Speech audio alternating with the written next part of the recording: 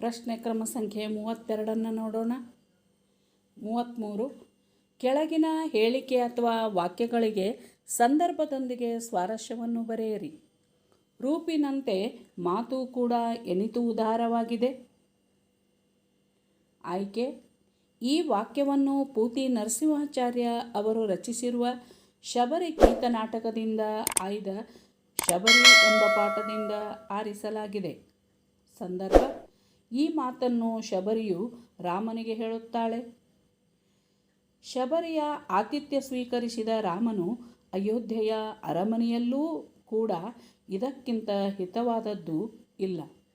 ಇಂದು ನಾವು ಕಾಡು ಎಂಬುದನ್ನು ಮರೆತು ಮನೆಯೆಂದೇ ತಿಳಿದೆವು.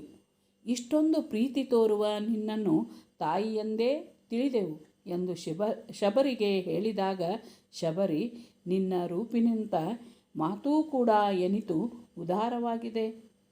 ನಾನು ಇಂದು ಧನ್ಯಳಾಗಿದ್ದೇನೆ ಎಂದು ರಾಮನಿಗೆ ಹೇಳಿದ ಸಂದರ್ಭ ಇದಾಗಿದೆ. ಸ್ವಾರಸ್ಯ: ರಾಮ, ನಿನ್ನ ರೂಪದಂತೆ ಮಾತು ಕೂಡ ಎಷ್ಟೊಂದು ಧಾರಾಳವಾಗಿದೆ ಎಂದು ಹೇಳುವ ಮೂಲಕ ಶಬರಿಯು ರಾಮನ ವ್ಯಕ್ತಿತ್ವವನ್ನು ಬಹು ಸ್ವಾರಸ್ಯಪೂರ್ಣವಾಗಿ ವರ್ಣಿಸಿದ್ದಾಳೆ. ಪ್ರಶ್ನೆ ಕ್ರಮ ಸಂಖ್ಯೆ 34. ನಾನು ಮುಖ ಮೇಲಾಗಿ ಬಿದ್ದಿದ್ದೇನೆ. ಆಯ್ಕೆ: ಈ ವಾಕ್ಯವನ್ನು ಎನ್ ಮೂರ್ತಿರಾವ್ ಅವರು ಸಮಗ್ರ ಲಲಿತ ಪ್ರಬಂಧಗಳು ಎಂಬ ಸಂಕಲನದಿಂದ ಆಯ್ದ ವ್ಯಾಘ್ರಗೀತೆ ಎಂಬ ಪಾಠದಿಂದ ಆರಿಸಿಕೊಳ್ಳಲಾಗಿದೆ. ಈ ಮಾತನ್ನು ಶಾನುಭೋಗರು ಗಾಡಿಯವರಿಗೆ ಕೇಳಿದರು. ಶಾನುಭೋಗರು ಪ್ರಜ್ಞೆ ತಪ್ಪಿ ಬಿದ್ದಿದ್ದಾಗ ಅದೇ ದಾರಿಯಲ್ಲಿ ಗಾಡಿಯಲ್ಲಿ ಹೋಗುತ್ತಿದ್ದ ರೈತರು ಅವರ ಮುಖದ ಮೇಲೆ ನೀರೆರಚಿ ಎಚ್ಚರಿಸಿದ ಸಂದರ್ಭದಲ್ಲಿ ಅವರ ಮನಸ್ಸನ್ನೆಲ್ಲ ವಿಸ್ಮಯ ಆವರಿಸಿತ್ತು. ತಾವು ಉಳಿದದ್ದು ಹೇಗೆ?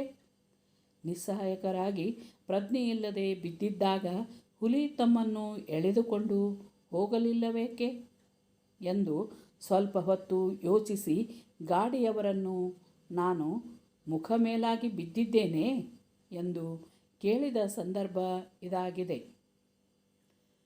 ಸ್ವಾರಸ್ಯ: ನಾನು ಪ್ರಜ್ಞೆ ತಪ್ಪಿ ಬಿದ್ದಿದ್ದಾಗ ಹುಲಿಯು ಏಕೆ ಎಳೆದುಕೊಂಡು ಹೋಗಲಿಲ್ಲ ಎಂಬ ಸಮಸ್ಯೆಗೆ ಶಾನುಭೋಗರು ಕೊನೆಯವರೆಗೂ ಆ ಪ್ರಾಣಿ ತನ್ನ ಕುಲಧರ್ಮವನ್ನು ಪಾಲಿಸಿಕೊಂಡೇ ಬಂದಿದೆ ಎಂಬ ಉತ್ತರ ಕಂಡುಕೊಳ್ಳುವುದು ಇಲ್ಲಿ ಸ್ವಾರಸ್ಯಪೂರ್ಣವಾಗಿ ಮೂಡಿಬಂದಿದೆ. ಪ್ರಶ್ನೆ ಕ್ರಮ ಸಂಖ್ಯೆ 35. ನಿನ್ನ ಪಳುವಗೆ ನಮ್ಮ ಕುಲಮನ್ ಎಲ್ಲಮನ್ ಅಳಿವ ಬಗೆ. ಆಯ್ಕೆ: ಈ ವಾಕ್ಯವನ್ನು ದುರ್ಗಸಿಂಹ ಕವಿ ವಿರಚಿತ ಪಂಚತಂತ್ರ ಎಂಬ ಕೃತಿಯಿಂದ ಆಯ್ದ ವೃಕ್ಷಸಾಕ್ಷಿ ಎಂಬ ಪಾಠದಿಂದ ಆರಿಸಿಕೊಳ್ಳಲಾಗಿದೆ. ಸಂದರ್ಭ: ಈ ಮಾತನ್ನು ದುಷ್ಟಬುದ್ಧಿಯ ತಂದೆ ಪ್ರೇಮಮತಿ ದುಷ್ಟಬುದ್ಧಿಗೆ ಹೇಳಿದನು. ದುಷ್ಟಬುದ್ಧಿಯು ತನ್ನ ತಂದೆಯ ಕೈಯನ್ನು ಹಿಡಿದು ಏಕಾಂತದಲ್ಲಿ ಕರೆದುಕೊಂಡು ಹೋಗಿ ನಡೆದ ಸಂಗತಿಯನ್ನೆಲ್ಲ ತಿಳಿಯುವಂತೆ ಹೇಳಿ, ನಿಮ್ಮ ಒಂದು ಮಾತಿನಿಂದ ನಮ್ಮ ಪರಿಜನರೆಲ್ಲರೂ, ಮನೆಯವರೆಲ್ಲರೂ, ಪರಿಜನ ಎಂದರೆ ಮನೆಯವರೆಲ್ಲರೂ, ಹಲವು ಕಾಲ ಹಸಿಯದೆ ಊಟ ಮಾಡಿ ಬಾಳುವಷ್ಟು ಹಣವು ಲಭಿಸುವುದು.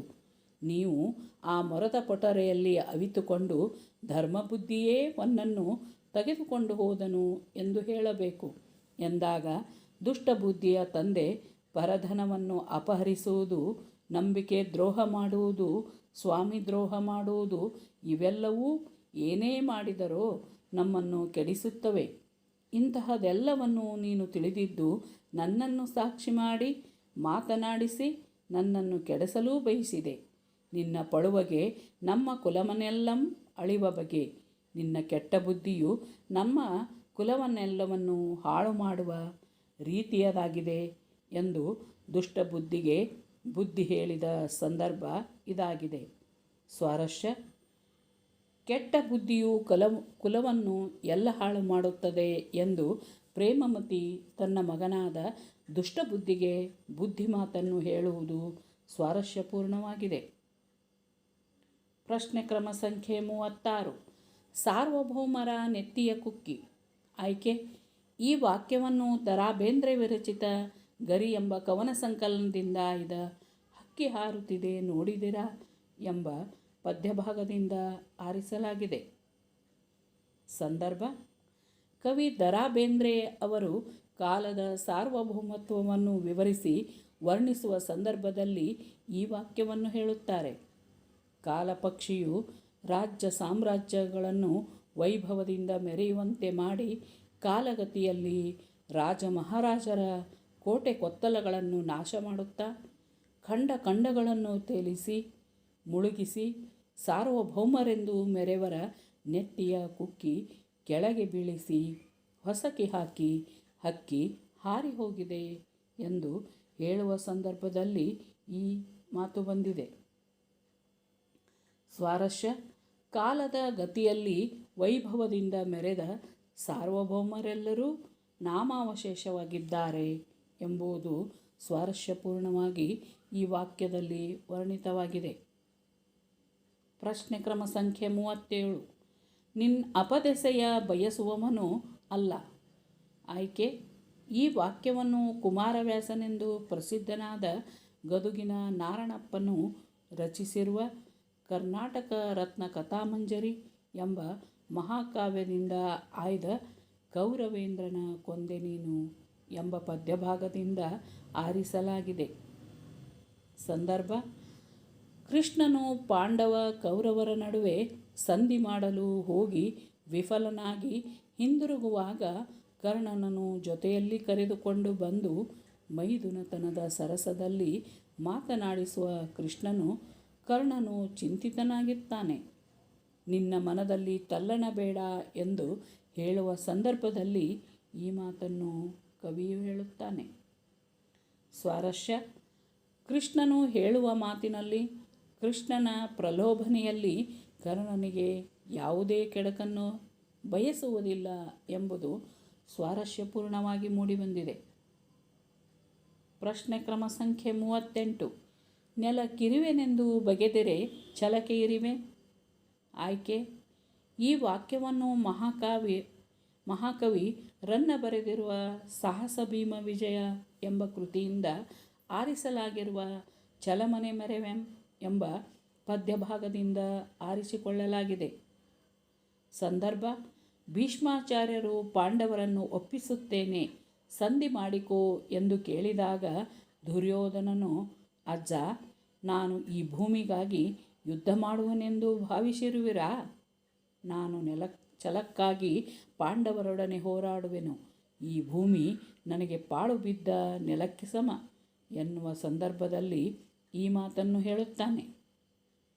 ಸ್ವಾರಸ್ಯ: ದುರ್ಯೋಧನನ ಈ ಮಾತಿನಲ್ಲಿ ನಶ್ವರವಾದ ಅರಸುತನಕ್ಕಿಂತ ಛಲದಿಂದ ಬಾಳುವುದೇ ನಿಜವಾದ ಕ್ಷತ್ರಿಯ ಗುಣ, ಸಂಧಿ ಮಾಡಿಕೊಳ್ಳುವುದು ಹೇಡಿತನದ ಲಕ್ಷಣ ಎಂಬ ಧ್ವನಿ ಸ್ವಾರಸ್ಯಪೂರ್ಣವಾಗಿ ಮೂಡಿಬಂದಿದೆ. ಪ್ರಶ್ನೆ ಕ್ರಮ ಸಂಖ್ಯೆ 39. ಕೆಳಗಿನ ಪದ್ಯಭಾಗವನ್ನು ಪೂರ್ಣಗೊಳಿಸಿ.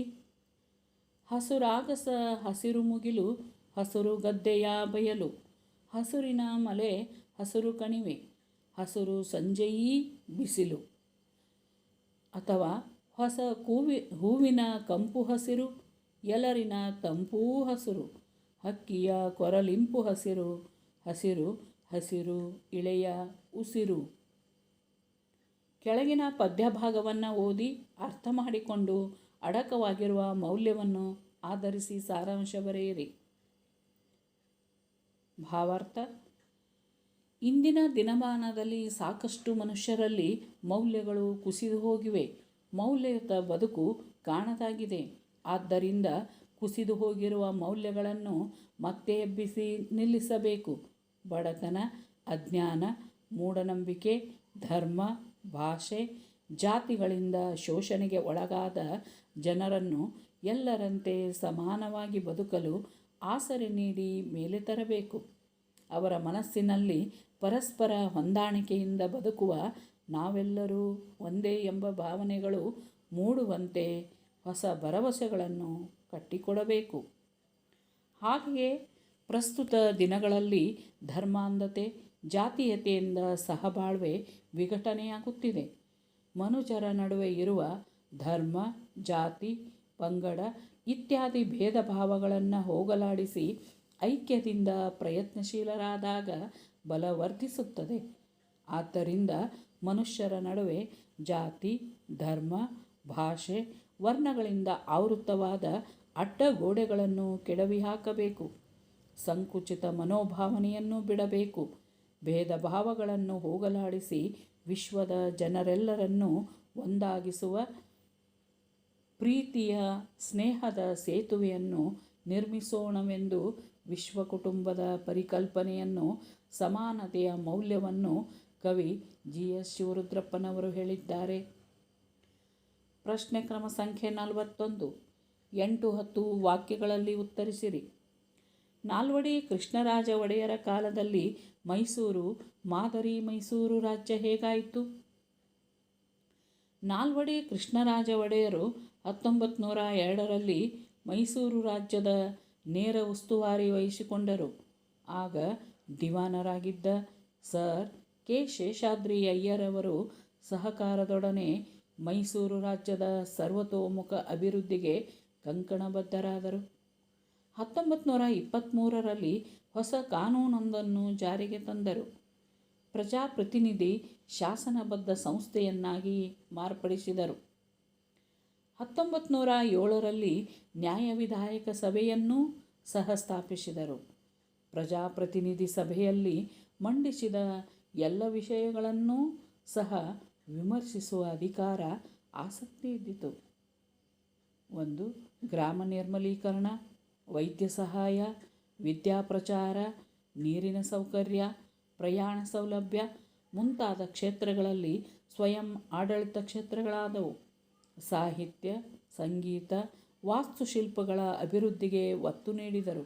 ನಾಡಿನಲ್ಲೇ ಮೊಟ್ಟಮೊದಲ ವಿಶ್ವವಿದ್ಯಾನಿಲಯವಾದ ಮೈಸೂರು ವಿಶ್ವವಿದ್ಯಾನಿಲಯವನ್ನು ಸ್ಥಾಪಿಸಿದರು.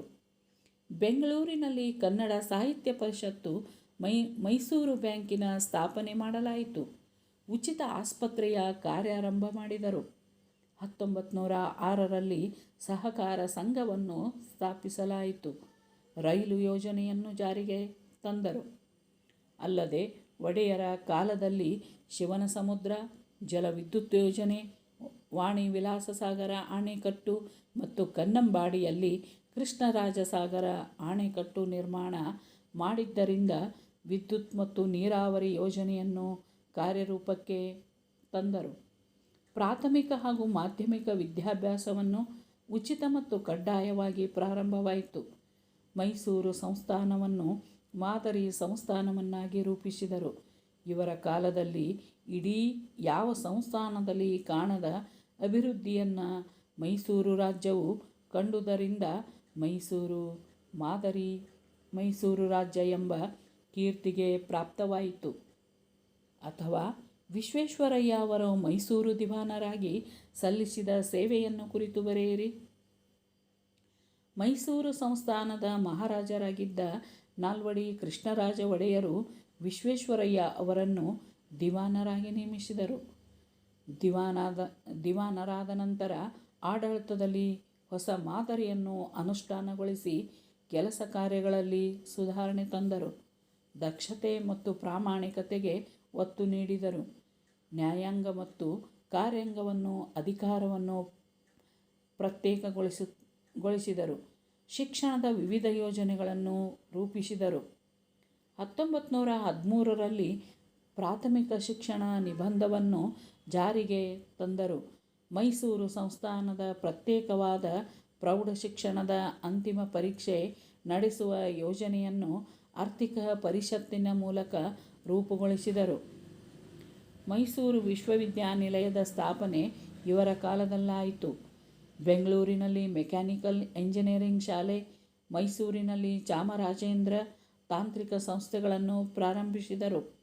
ಕನ್ನಡ ಸಾಹಿತ್ಯ ಪರಿಷತ್ತನ್ನು ಸ್ಥಾಪಿಸಿದ್ದು ಇವರ ಕಾಲದ ಮತ್ತೊಂದು ಮಹತ್ವದ ಕೊಡುಗೆ. ವಿಶ್ವೇಶ್ವರಯ್ಯ ಅವರು ಕೈಗಾರಿಕೆಗೆ ಅಗ್ರ ಪ್ರಾಶಸ್ತ್ಯ ನೀಡಿದ್ದರು. ಕೈಗಾರೀಕರಣ ಇಲ್ಲವೇ ಅವನತಿ ಎಂಬ ಘೋಷಣೆ ಮಾಡಿದರು. ಇವರ ಕಾಲದಲ್ಲಿ ಕಬ್ಬಿಣ ಮತ್ತು ಉಕ್ಕಿನ ಕಾರ್ಖಾನೆಯನ್ನು ಸ್ಥಾಪಿತವಾಯಿತು. ಇದಲ್ಲದೆ ಹೆಂಚಿನ ಕಾರ್ಖಾನೆ, ಮೂಳೆ ಮತ್ತು ಗೊಬ್ಬರ ತಯಾರಿಕಾ, ಘಟಕ, ಸಕ್ಕರೆ ಕಾರ್ಖಾನೆ, ಔಷಧ ತಯಾರಿಕಾ ಘಟಕ, ಗಂಧದೆಣ್ಣೆ, ಬೆಂಕಿ ಕಡ್ಡಿ ಹಾಗೂ ಕಾಗದದ ಕಾರ್ಖಾನೆಗಳು ಸ್ಥಾಪಿತವಾದವು.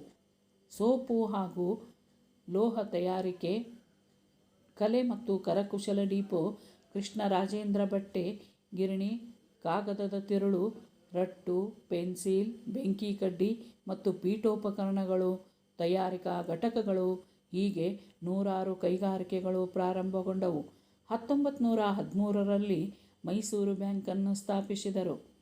ಕೈಗಾರಿಕೆ ಅಭಿವೃದ್ಧಿಗೆ ಫೀಡರ್ ಬ್ಯಾಂಕ್ ಹಾಗೂ ಕೈಗಾರಿಕಾ ಹೂಡಿಕೆ ಮತ್ತು ಅಭಿವೃದ್ಧಿ ನಿಧಿಗಳನ್ನು ಸ್ಥಾಪಿಸಿದರು. ಸಾರ್ವಜನಿಕ ಜೀವ ವಿಮಾ ಯೋಜನೆ ಜಾರಿಗೆ ತಂದರು. ಪ್ರಾಂತೀಯ ಸಹಕಾರಿ ಬ್ಯಾಂಕುಗಳನ್ನು ಸ್ಥಾಪಿಸಿದರು. ರಾಜ್ಯದ ಆಸ್ತಿಯನ್ನು ಹೆಚ್ಚಿಸಿ ಆದಾಯ ತರುವುದರ ಮೂಲಕ ಅಭಿವೃದ್ಧಿ ಕಾರ್ಯಗಳ ಪ್ರಭಾವವನ್ನು ಅಳೆಯಲು ಅನುಕೂಲವಾಗುವಂತೆ ಆಯವ್ಯಯದಲ್ಲಿ ಹೊಸ ದೃಷ್ಟಿಕೋನವನ್ನು ಕಂಡುಕೊಂಡರು. ಪ್ರಶ್ನೆ ಕ್ರಮ ಸಂಖ್ಯೆ 42. ಹಲಗಲಿ ದಂಗೆಗೆ ಕಾರಣವೇನು? ಸರ್ಕಾರ ಅದನ್ನು ಹೇಗೆ ನಿಯಂತ್ರಿಸಿತು? ಕ್ರಿಸ್ತಶಕ 1857ರ ಪ್ರಥಮ ಸ್ವಾತಂತ್ರ್ಯ ಸಂಗ್ರಾಮದ ನಂತರ ಕುಂಪಣಿ ಸರ್ಕಾರ ನಿಶಸ್ತ್ರೀಕರಣ ಕಾಯ್ದೆಯಡಿ ಎಲ್ಲ ಜನರಿಗೆ ಜೋರ ಮಾಡಿ ಕಸಿದುಕೊಳ್ಳಿರಿ ಹತಾರ ಎಂಬ ಆದೇಶ ಹೊರಡಿಸಿತು. ಈ ಆದೇಶದ ಪ್ರಕಾರ ಕುಂಪಣಿ ಸರ್ಕಾರದ ಅಧಿಕಾರಿಗಳು ಹಲಗಲಿಗೆ ಬಂದು ಜೋರ ಮಾಡಿ ಬೇಡರ ಆಯುಧಗಳನ್ನು ಕಸಿದುಕೊಳ್ಳಲು ಹೋದರು. ಇದನ್ನು ವಿರೋಧಿಸಿ ರಾಮ, ಬಾಲ, ಹನುಮ, ಜಡಗ ಮೊದಲಾದ ಹಲಗಲಿ ಬೇಡರು ತಮ್ಮಲ್ಲಿರುವ ಆಯುಧಗಳನ್ನು ಕೊಡಲು ಒಪ್ಪದೆ ದಂಗೆ ಎದ್ದು ಒಳಗಿನಿಂದ ಮುಂಗಾರಿನ ಸಿಡಿಲು ಸಿಡಿಯುವ ಹಾಗೆ ಗುಂಡು ಹೊಡೆದರು.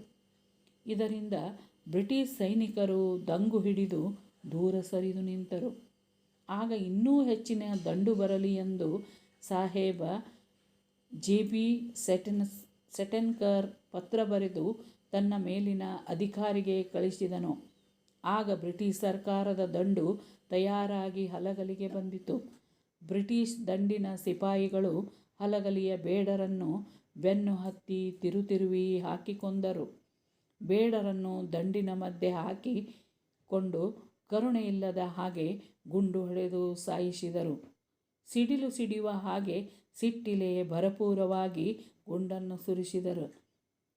ಇದರಿಂದ ಹಲಗಲಿ ಬಂಟರು ಹೋರಾಡಿ ವೀರ ಮರಣವನ್ನು ಅಪ್ಪಿದರು. ಸಿಕ್ಕದ್ದನ್ನೆಲ್ಲ ತೆಗೆದುಕೊಂಡು ಊರಿಗೆ ಕೊಳ್ಳಿಯಿಟ್ಟು ಗುರುತು ಉಳಿಯದಂತೆ ಸುಟ್ಟು ಬೂದಿ ಮಾಡಿ ಹಲಗಲಿಯ ದಂಗೆಯನ್ನು ನಿಯಂತ್ರಿಸಿದರು. ಅಥವಾ ಹಲಗಲಿ ದಂಗೆಯ ಪರಿಣಾಮವೇನು?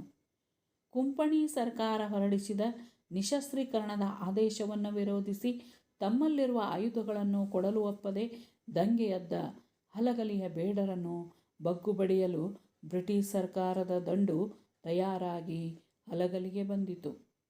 ಬ್ರಿಟಿಷ್ ದಂಡಿನ ಸಿಪಾಯಿಗಳು ಹಲಗಲಿಯ ಬೇಡರನ್ನು ಬೆನ್ನತ್ತಿ ತಿರುವಿ ಹಾಕಿ ಕೊಂದರು.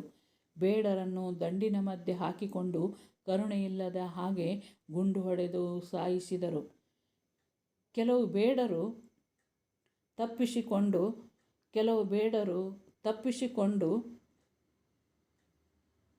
ಗುಡ್ಡದ ಕಡೆ ಓಡಿದರು. ಅಗಸಿಗೆ ಬಂದ ಬುದ್ಧಿಮಾತನ್ನು ಹೇಳುತ್ತಿದ್ದ ಹೆಬಲಕ ಸಾಹೇಬನನ್ನು ಜಡಗ ಗುಂಡು ಹೊಡೆದು ಕೊಂದು ಹಾಕಿದನು. ಇದರಿಂದ ಸಿಟ್ಟಿಗೆದ್ದ ಕಾರ ಸಾಹೇಬ ಊರನ್ನು ಲೂಟಿ ಮಾಡಲು ಆದೇಶಿಸಿದನು. ಬ್ರಿಟಿಷ್ ಸೈನಿಕರು ಸಿಡಿಲು ಸಿಡಿಯುವ ಹಾಗೆ ಸಿಟ್ಟಿಲೆ ಭರಪೂರವಾಗಿ ಗುಂಡನ್ನು ಸುರಿಸಿದನು. ಬಾಲನು ಕಸರತ್ತಿನಿಂದ 10-20 ಕುದುರೆಗಳನ್ನು ಕಡಿದು ಹಾಕಿದನು. ರಾಮನ ವಿಪರೀತ ಕಡಿತದಿಂದ ರಕ್ತದ ಕಾಲುವೆ ಹರಿಯಿತು.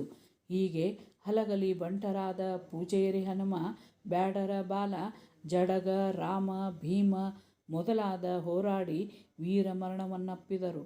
ಹಲಗಲಿಗೆ ಮುತ್ತಿಗೆ ಹಾಕಿ ಬೇಡರನ್ನು ಬಗ್ಗುಬಡಿದ ಬ್ರಿಟಿಷ್ ದಂಡು ಕೊಡಲಿ, ಕುಡುಗೋಲು, ಕುಡ, ಕಬ್ಬಿಣ, ಮೊಸರು, ಬೆಣ್ಣೆ, ಹಾಲು, ಉಪ್ಪು, ಎಣ್ಣೆ, ಅರಿಶಿಣ, ಜೀರಿಗೆ, ಅಕ್ಕಿ ಸಕ್ಕರೆ, ಬೆಲ್ಲ, ಗಂಗಾಳ ತಂಬಿಗೆ, ಮಂಗಳಸೂತ್ರ, ಬೀಸುವ ಕಲ್ಲು ಹೀಗೆ ಸಿಕ್ಕಿದ್ದೆಲ್ಲ ತೆಗೆದುಕೊಂಡು ಊರಿಗೆ ಕೊಳ್ಳಿಯಿಟ್ಟು ಸುಟ್ಟು ಬೂದಿ ಮಾಡಿ ಗುರುತು ಉಳಿಯದಂತೆ ಮಾಡಿ ಹೋಗಿದ್ದರಿಂದ ಹಾಳಾಗಿ ಹೋಯಿತು. ಕೆಳಗಿನ ಗದ್ಯ ಭಾಗವನ್ನು ಓದಿಕೊಂಡು ಕೊಟ್ಟಿರುವ ಪ್ರಶ್ನೆಗಳಿಗೆ ಉತ್ತರ ಬರೆಯಿರಿ. ಚಾಣಕ್ಯನ ಪ್ರಕಾರ ಯುದ್ಧದಲ್ಲಿ 3 ವಿಧಗಳು. ಗದ್ಯ ಭಾಗ ನೀಡಿದ್ದಾರೆ. ಇದರಲ್ಲಿ 1ನೇದು, ಭಾರತದ ಇತಿಹಾಸದಲ್ಲಿ ಕಂಡ ಅತ್ಯಂತ ವರ್ಣರಂಜಿತ ವ್ಯಕ್ತಿತ್ವ ಕೌಟಿಲ್ಯನದು. ತನ್ನ ಹಠದ ಪಟ್ಟನ್ನು ಸಡಲಿಸದೆ ಮನೋನಿಶ್ಚಯದಂತೆ ಅಪೂರ್ವ ಕುಶಲತೆಯನ್ನು ತೋರಿದ ಪ್ರತಿಭಾವಂತನೀತ. ಸರಳ ತಂತ್ರಗಳಿಂದ ಚಂದ್ರಗುಪ್ತ ಶತ್ರುಬಲವನ್ನು ನಿರಾಲಂಬನಗೊಳಿಸಿ ಮೌರ್ಯ ವಂಶದ ಸ್ಥಾಪನೆಗೆ ಮಾರ್ಗದರ್ಶಕನಾಗುತ್ತಾನೆ. ತನ್ನನ್ನೇ ಹಿಂಬಾಲಿಸಿ ಬಂದ ರಾಜಲಕ್ಷ್ಮಿ ಅಧಿಕಾರಿಗಳನ್ನು ದೂರೀಕರಿಸಿ ವಿರಕ್ತನಂತೆ ಆಶ್ರಮವಾಸಿಯಾಗುತ್ತಾನೆ.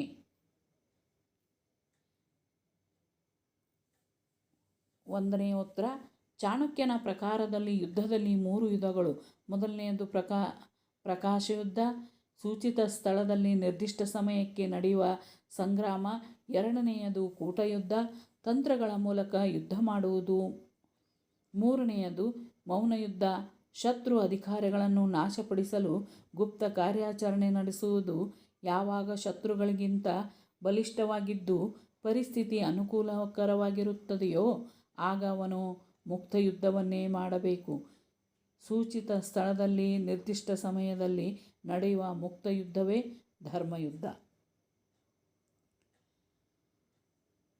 ಕೆಳಗಿನ ಒಂದಕ್ಕೆ ಯಾವುದಾದರೂ ಮಾಹಿತಿಗಳಿಗೆ ಅನುಸಾರವಾಗಿ ಪತ್ರ ಬರೆಯಿರಿ.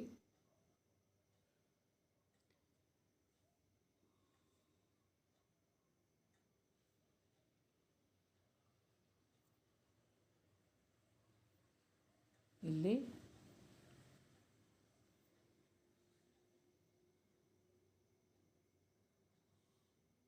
ಭಾವಜೀವಿ,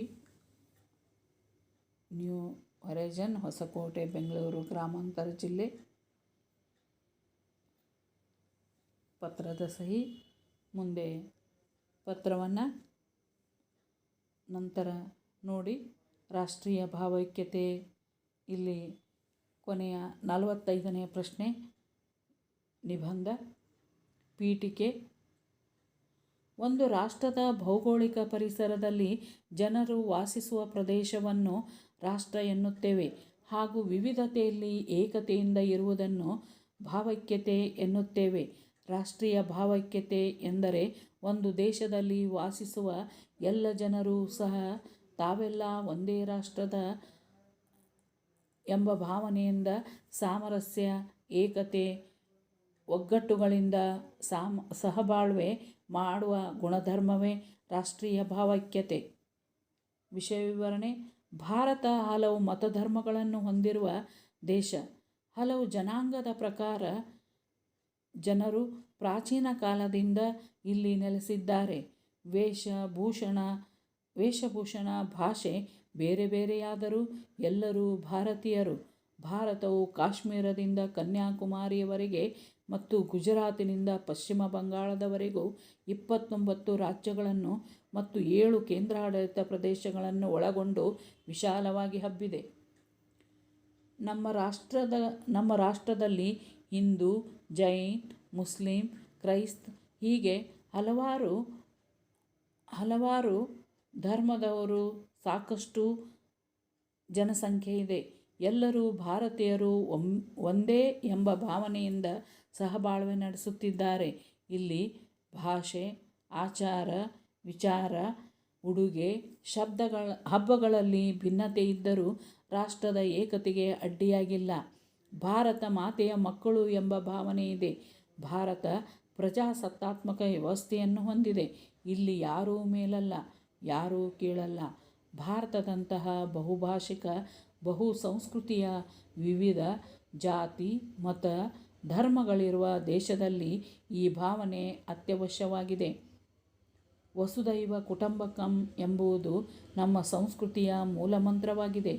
ಪರಕೀಯರ ಆಡಳಿತ ನಮ್ಮ ದೇಶದಲ್ಲಿ ಬಂದಾಗ ಜಾತಿ ಇತ್ಯಾದಿ ವಿಷಯಗಳಲ್ಲಿ ನಮ್ಮನ್ನು ಒಡೆದು ಆಳುವ ತಂತ್ರವನ್ನು ಇದರಿಂದ ನಮ್ಮಲ್ಲಿ ಸ್ವಲ್ಪ ಭಿನ್ನಾಭಿಪ್ರಾಯಗಳು ಬಂದವು.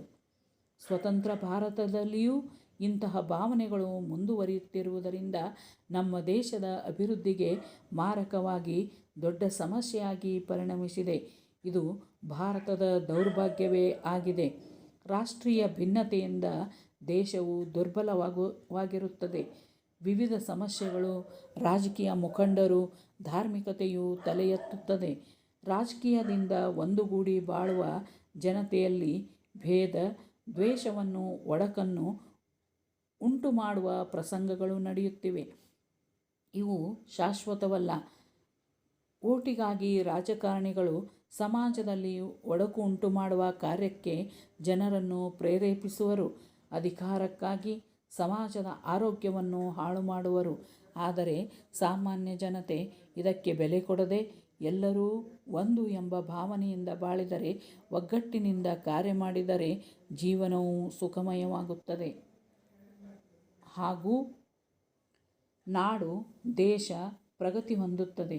ಆದುದರಿಂದ ನಾಯಕರು, ಸರ್ಕಾರ ಹಾಗೂ ಪ್ರತಿಯೊಬ್ಬ ನಾಗರಿಕರೂ ಸಹ ಸ್ವಾರ್ಥ ಭಾವನೆಗಳನ್ನು ದೂರು ಮಾಡಿ ನಾವೆಲ್ಲ ಒಂದು ಎಂಬ ಒಗ್ಗಟ್ಟಿನ ಭಾವನೆಯನ್ನು ಬೆಳೆಸಿಕೊಳ್ಳಬೇಕು.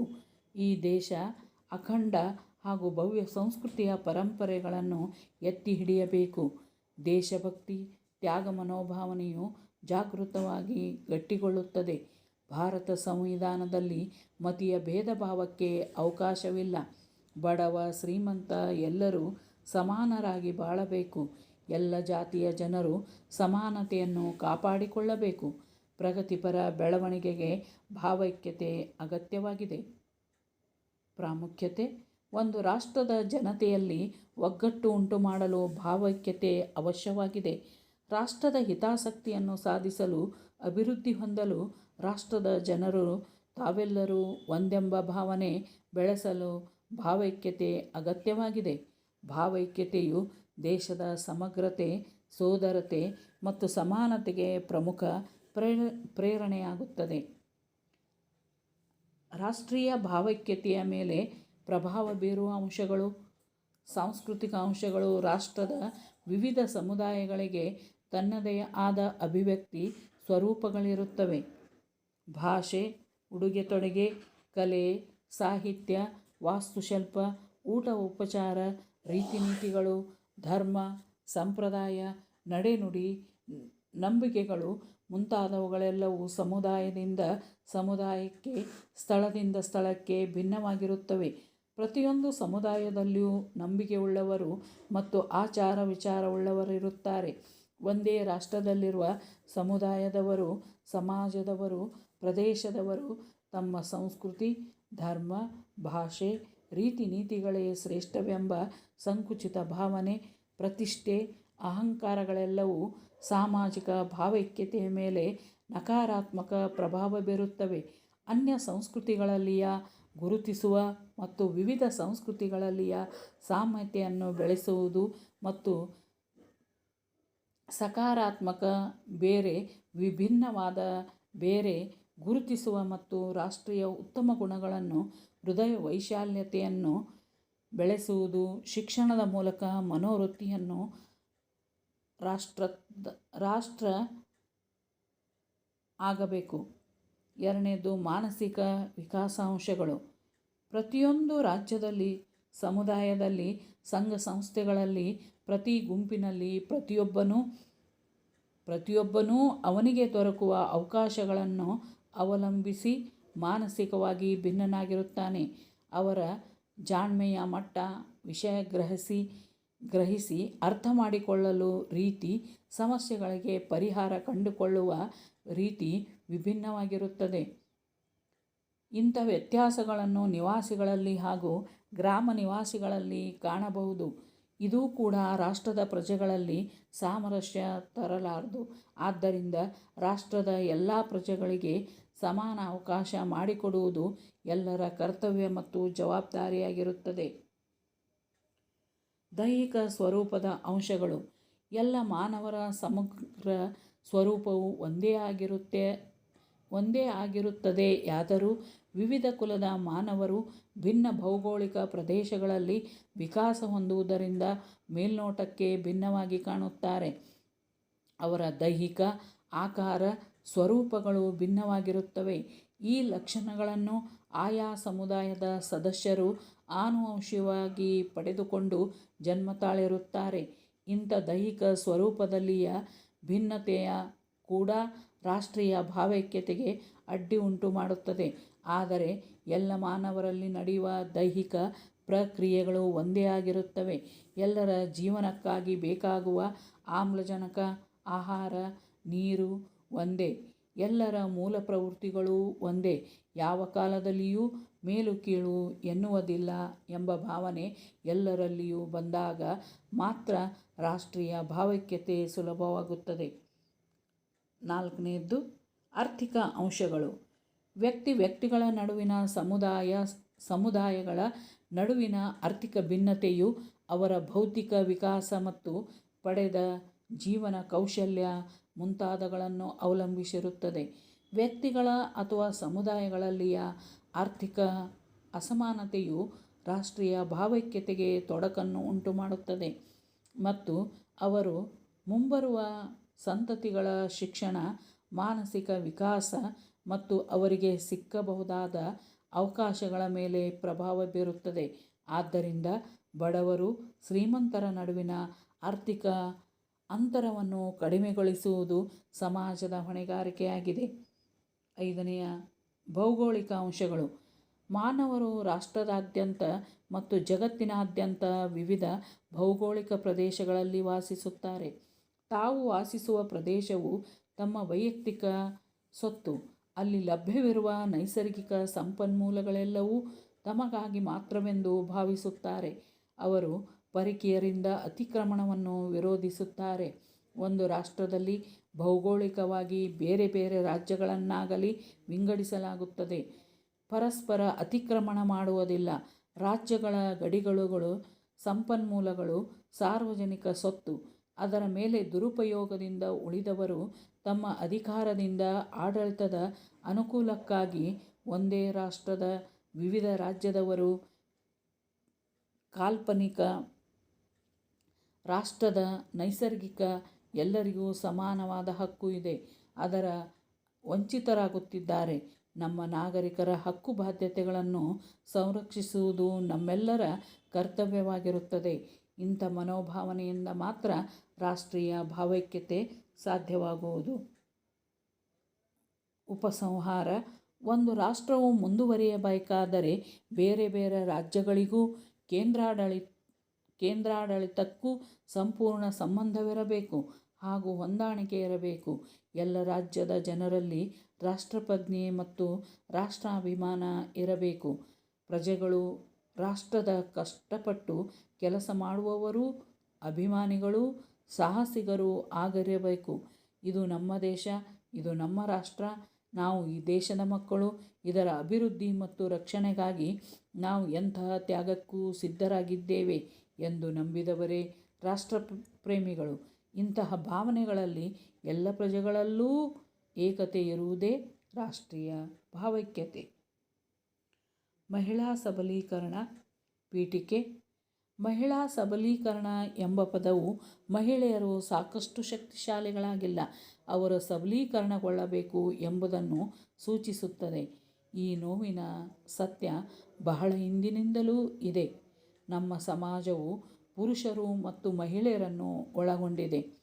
ಹಿಂದಿನ ಕಾಲದಲ್ಲಿ ಪುರುಷರನ್ನು ಕುಟುಂಬದ ಪ್ರಮುಖ ಸದಸ್ಯರೆಂದು ಪರಿಗಣಿಸಲಾಗಿತ್ತು.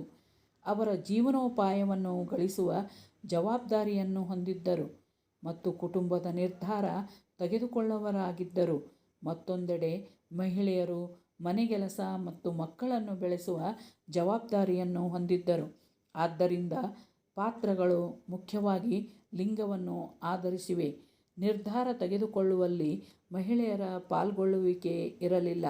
ನಾವು ಸಂಪೂರ್ಣ ವಲಯವನ್ನು ನಿರ್ಣಯಿಸಿದರೆ ಮಹಿಳೆಯರ ಸಮಸ್ಯೆಗಳು ಅವಳ ಸಂತಾನೋತ್ಪತ್ತಿ ಪಾತ್ರ ಮತ್ತು ಅವಳ ದೇಹದ ಮೇಲೆ ಅಥವಾ ಕೆಲಸಗಾರ್ತಿಯಾಗಿ ಅವರ ಆರ್ಥಿಕ ಪಾತ್ರದ ಮೇಲೆ ಕೇಂದ್ರೀಕೃತವಾಗಿವೆ ಎಂದು ಸಂಶೋಧನೆ ಹೇಳುತ್ತದೆ.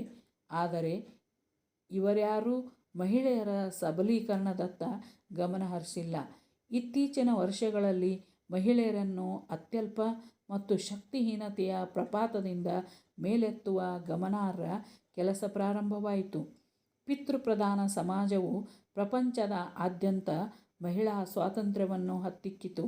ಮಹಿಳೆಯರಿಗೆ ಮತದಾನ ಮಾಡಲು ಅಥವಾ ಯಾವುದೇ ಅಭಿಪ್ರಾಯವನ್ನು ಮಂಡಿಸಲು ಅವಕಾಶವಿರಲಿಲ್ಲ.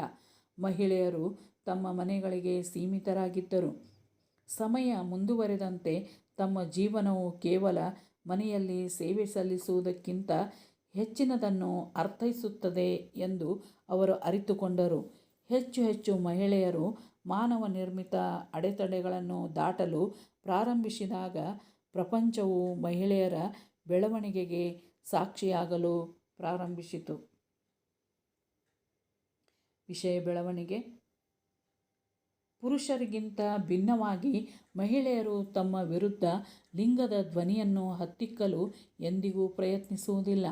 ಅವರು ಎಲ್ಲ ದೀನದಲಿತ ಜನರ ಕೈಗಳನ್ನು ಹಿಡಿದಿದ್ದಾರೆ.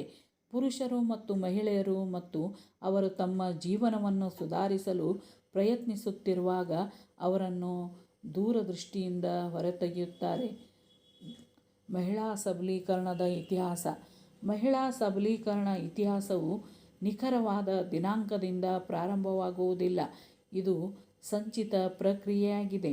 ಆದಾಗ್ಯೂ ಕೆಲವು ಚಳುವಳಿಗಳು, ಪ್ರತಿಭಟನೆಗಳು, ಕ್ರಾಂತಿಗಳು ಮಹಿಳಾ ಸಬಲೀಕರಣದ ಕಾರಣವನ್ನು ಹೆಚ್ಚು ವೇಗವಾಗಿ ಹೆಚ್ಚಿಸಿವೆ. ಪ್ರಾಚೀನ ದಿನಗಳಲ್ಲಿ ಮತ್ತು ಇತ್ತೀಚಿನ ದಿನಗಳಲ್ಲಿ ನೂರಾರು ದೇಶಗಳಲ್ಲಿ ಮಹಿಳೆಯರಿಗೆ ಮತದಾನ ಮಾಡುವ ಅವಕಾಶವಿರಲಿಲ್ಲ. ಸಮಯ ಕಳೆದಂತೆ ಹೆಚ್ಚು ಹೆಚ್ಚು ಮಹಿಳೆಯರು ಒಟ್ಟುಗೂಡಿದರು ಮತ್ತು ತಮ್ಮ ಧ್ವನಿಯನ್ನು ಕೇಳಿದರು. ಮತದಾನದ ಹಕ್ಕನ್ನು ಗಳಿಸಿ ಸಮಾಜದಲ್ಲಿ ಮಹಿಳೆಯರ ಸ್ಥಾನವನ್ನು ಗಣನೀಯವಾಗಿ ಎತ್ತಿದರು. ಮಹಿಳೆಯರ ಮತದಾನದ ಹಕ್ಕುಗಳನ್ನು ಬೆಂಬಲಿಸಲು ಪ್ರತಿದಿನ ಪ್ರಚಾರ ಮಾಡುವ ಅನೇಕ ಮತದಾರರ ಚಳುವಳಿಗಳು ಇದ್ದವು. ಯಾವುದೇ ಮಹಿಳೆ ಆರ್ಥಿಕವಾಗಿ ಸ್ವತಂತ್ರಳಾಗಿದ್ದರೆ ಸಬಲಳಾಗುವುದಿಲ್ಲ. ಮಹಿಳೆಯರು ಬಯಸಿದ ವಸ್ತುಗಳನ್ನು ಪಡೆಯಲು ತಮ್ಮ ತಂದೆ ಅಥವಾ ಗಂಡನ ಮೇಲೆ ಅವಲಂಬಿತವಾಗುವ ದಿನಗಳು ಹೋಗಿವೆ. 20ನೇ ಶತಮಾನದಿಂದ ಮಹಿಳೆಯರು ಉದ್ಯೋಗಗಳಿಗೆ ಸೇರಲು ಹೆಚ್ಚಿನ ಅವಕಾಶಗಳನ್ನು ಪಡೆದರು. ಆದಾಗ್ಯೂ ಆ ಸಮಯದಲ್ಲಿ ಇಂಗ್ಲೆಂಡ್ ಅನೇಕ ಮಹಿಳೆಯರು ಕುಟುಂಬವನ್ನು ಬೆಂಬಲಿಸಲು ಕೆಲಸದ ಸ್ಥಳದಲ್ಲಿ ಮತ್ತು ಮನೆಯಲ್ಲಿ ಮಾಡಲು ಒತ್ತಾಯಿಸಲಾಯಿತು. ಎರಡನೆಯ ಮಹಾಯುದ್ಧದ ನಂತರ ಮಹಿಳೆಯರು ತಮ್ಮದೇ ಆದ ಉದ್ಯೋಗಗಳಿಗೆ ಸೇರಲು ನಿರ್ಧರಿಸಿದರು. ಇಂದು ಮಹಿಳೆಯರಿಗೆ ಹೆಚ್ಚು ಹೆಚ್ಚು ಉದ್ಯೋಗಗಳು ತೆರೆದುಕೊಳ್ಳುತ್ತಿವೆ. ಮನೆಯಲ್ಲೂ ಮಹಿಳೆಯರು ಮಹತ್ವದ ನಿರ್ಧಾರ ತೆಗೆದುಕೊಳ್ಳುವ ಅಧಿಕಾರವನ್ನು ಪಡೆದಿದ್ದಾರೆ. ಸಮಾಜದ ಕೆಳಸ್ತರದಲ್ಲಿರುವ ಮಹಿಳೆಯರು ಸಬಲೀಕರಣಗೊಳ್ಳದಿದ್ದರೆ ಮಹಿಳಾ ಸಬಲೀಕರಣ ಯಶಸ್ವಿಯಾಗಲು ಸಾಧ್ಯವಿಲ್ಲ. 21ನೇ ಶತಮಾನದ ಆರಂಭದ ನಂತರ ತಳಮಟ್ಟಕ್ಕೆ ಸೇರಿದ ಮಹಿಳೆಯರು ಪುರುಷರಿಗೆ ಮಾತ್ರ ಮೀಸಲಾದ ಅನೇಕ ವೃತ್ತಿಪರ ಕೆಲಸಗಳನ್ನು ಕಂಡುಕೊಂಡಿದ್ದಾರೆ. ಇಂದು ಅನೇಕ ಮಹಿಳಾ ಮೇಸ್ತ್ರಿಗಳು, ಬಸ್ ಚಾಲಕರು, ಪೆಟ್ರೋಲ್ ಪಂಪ್ ಅಟೆಂಡರ್ಗಳು, ರೈತರು ಇತ್ಯಾದಿ, ಮತ್ತು ಈ ಎಲ್ಲ ಮಹಿಳೆಯರು ತಮ್ಮ ಕೆಲಸವನ್ನು ಅತ್ಯಂತ ಉತ್ತಮವಾಗಿ ಮಾಡುತ್ತಿದ್ದಾರೆ. ಭಾರತದಲ್ಲಿ ಮಹಿಳಾ ಸಬಲೀಕರಣ. ಭಾರತದಲ್ಲಿ ಮಹಿಳಾ ಸಬಲೀಕರಣವನ್ನು ಇತರ ದೇಶಗಳಲ್ಲಿ ಹೋಲಿಸಲಾಗುವುದಿಲ್ಲ. ವೈದಿಕ ಯುಗದಲ್ಲಿ ಸ್ತ್ರೀಯರಿಗೆ ಗೌರವವಿತ್ತು.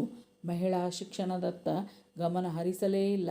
ಸಹಧರ್ಮಿಣಿ ಎಂಬ ಪದವು ವೇದಕಾಲದಿಂದಲೂ ತಿಳಿದಿತ್ತು. ಸಹಧರ್ಮಿಣಿ ಎಂದರೆ ಸಮಾನ ಪಾಲುದಾರ. ಪ್ರಾಚೀನ ಕಾಲದಲ್ಲಿ ಭಾರತದಲ್ಲಿ ಮಹಿಳೆಯರು ಗೌರವ, ಶಿಕ್ಷಣ ಮತ್ತು ಗೌರವವನ್ನು ಅನುಭವಿಸುತ್ತಿದ್ದರು ಎಂಬುದು ಬಹಳ ಸ್ಪಷ್ಟವಾಗಿದೆ. ಸಮಯ ಕಳೆದಂತೆ ಭಾರತೀಯ ಸಂಸ್ಕೃತಿಯು ಸಂಪ್ರದಾಯವಾದಿ, ಮಧ್ಯ ಪ್ರಾಚ್ಯ ಮತ್ತು ಬ್ರಿಟಿಷ್ ಸಂಸ್ಕೃತಿಯಿಂದ ಕಲುಷಿತಗೊಂಡಿತು. ಪರಿಣಾಮವಾಗಿ ಮಹಿಳೆಯರು ಅನುಭವಿಸುವ ಅಧಿಕಾರ ಮತ್ತು ಗೌರವವನ್ನು ಕಳೆದುಕೊಂಡರು. ಸ್ವಾತಂತ್ರ್ಯಾನಂತರ ಕ್ರಮೇಣ ಮಹಿಳೆಯರು ಕಳೆದುಕೊಂಡ ಅಧಿಕಾರವನ್ನು ಮರಳಿ ಪಡೆಯಲಾರಂಭಿಸಿದರು. ಇಂದು ಮಹಿಳೆಯರು ಎಲ್ಲೆಡೆ ಇದ್ದಾರೆ. ದೇಶವು ತನ್ನ ಮಹಿಳಾ ಪ್ರಧಾನಮಂತ್ರಿ ಮತ್ತು ಅಧ್ಯಕ್ಷರನ್ನು ಕಂಡಿತು. ದೇಶವು ಸೇನಾ ಅಥವಾ ಪಿ.ಟಿ. ಉಷಾ ಅವರಂತಹ ಅನೇಕ ಪ್ರಖ್ಯಾತ ಮಹಿಳಾ ಕ್ರೀಡಾಪಟುಗಳನ್ನು ಹೊಂದಿದೆ. ದೇಶವು ಎ. ಚಟರ್ಜಿ ಅಥವಾ ವಿಜಯಲಕ್ಷ್ಮಿ ಅವರಂತಹ ಪ್ರತಿಭಾವಂತ ಮಹಿಳಾ ವಿಜ್ಞಾನಿಗಳಿಂದ ಆಶೀರ್ವದಿಸಲ್ಪಟ್ಟಿದೆ.